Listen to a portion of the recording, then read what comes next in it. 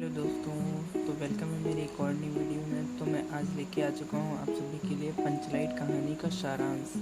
ठीक है, पंचलाइट कहानी का सारांश हमारी पंचलाइट कहानी कक्षा 12 में है, जो हर साल 5 नंबर की आती है। इसमें से तीन से चार मोस्ट इम्पॉर्टेंट क्वेश्चन है, जिसमें का एक हमारा क्वेश्चन है पंचलाइट कहानी का सारांश। ठीक है, तो पंचलाइट कहानी का सारांश इस तरह है।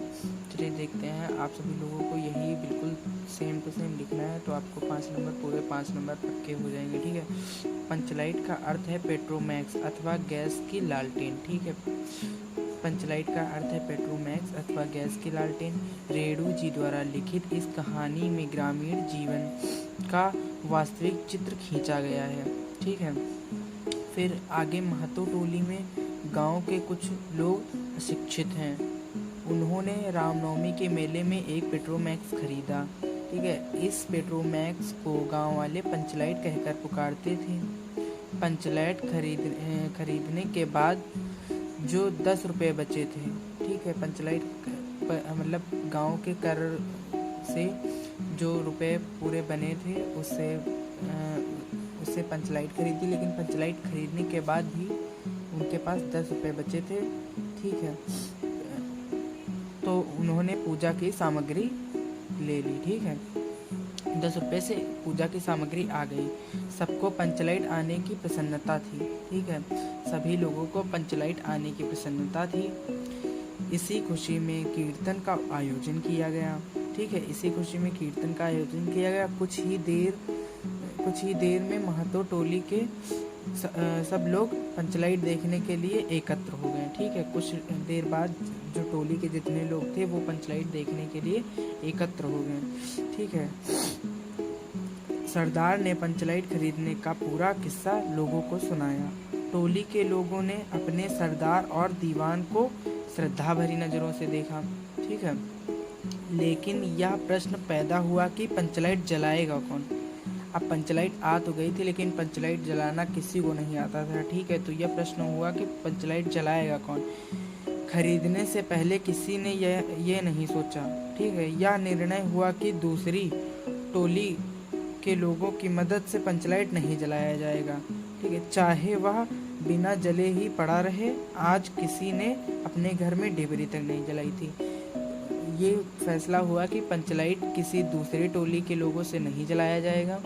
अगर ये जले चाहे ना जले, लेकिन दूसरी टोली वाला नहीं जलाएगा। और पंचलाइट आने की खुशी में किसी ने आज अपने घर में डिबरी, मतलब पहले जलाई जाती थी डिबरी उसे कहा जाता था, वो किसी ने आज अपने घर में डिबरी तक नहीं जलाई थी। हमारा है पंचलाइट के ना जलने से पंचों के चेहरे उतर गए। ठीक है, पंचलाइट जब कोई नहीं जला पाया, मतलब उन लोगों को पंचलाइट जलाना नहीं आता था, उन लोगों ने पहली बार पंचलाइट देखी थी, तो पंचलाइट के ना जलने से पंचों के चेहरे उतर गए। राजपूत टोली के कुछ लोग उनका मजाक बनाने लगे। ठीक है, राजपूत टोली भी थी वहाँ पे, मतलब अलग अलग प्रकार की टोलियाँ थी, तो राजपूत टोली के लोगों ने उनका मजाक बनाना, राजपूत टोली ने उनका मजाक बनाया। ठीक है, लेकिन सबने धैर्यपूर्वक उस मजाक को सहन किया। गुलरी काकी की बेटी मुनरी वहीं पर बैठी थी। उसे पता था कि गोधन को पंचलाइट जलाना आता है, लेकिन पंचायत ने गोधन का हुक्का पानी बंद कर रखा है। ठीक है, एक वहीं महतो टोली की एक काकी थी जिनका नाम था गुलरी काकी की एक बेटी थी मुनरी, और मुनरी को यह पता था कि गोधन नाम का एक लड़का है जो पंचलाइट जलाना जानता है। ठीक है, मुनरी गोधन से प्रेम करती थी, और जो मुनरी थी वो गोधन से प्रेम करती थी। उसने अपनी बात अपनी सहेली कनीली को बताया। ठीक है, उसने अपनी बात अपनी सहेली कनीली को बताया।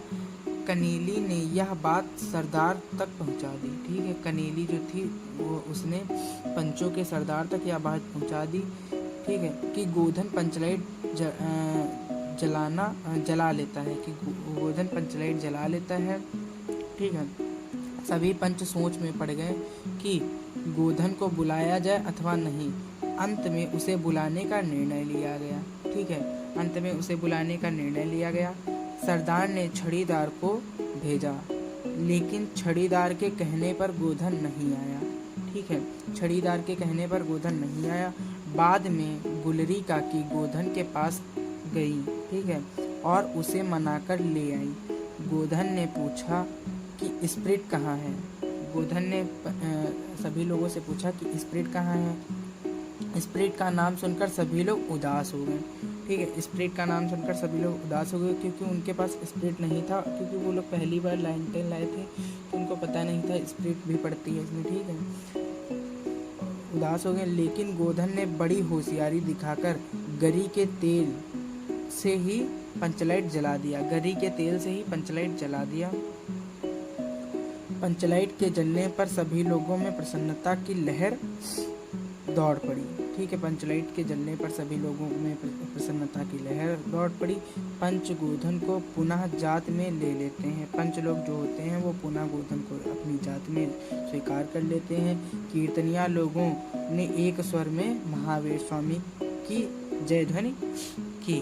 ठीक है, आगे हमारा है कीर्तन शुरू हो गया। गोधन ने सबका दिल जीत लिया। मुनरी ने भी प्रेम दृष्टि से गोधन की ओर देखा।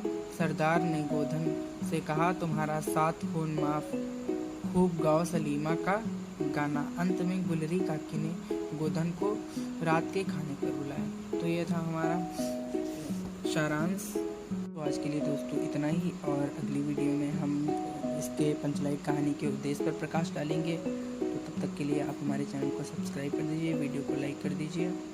ठीक है, बाय बाय।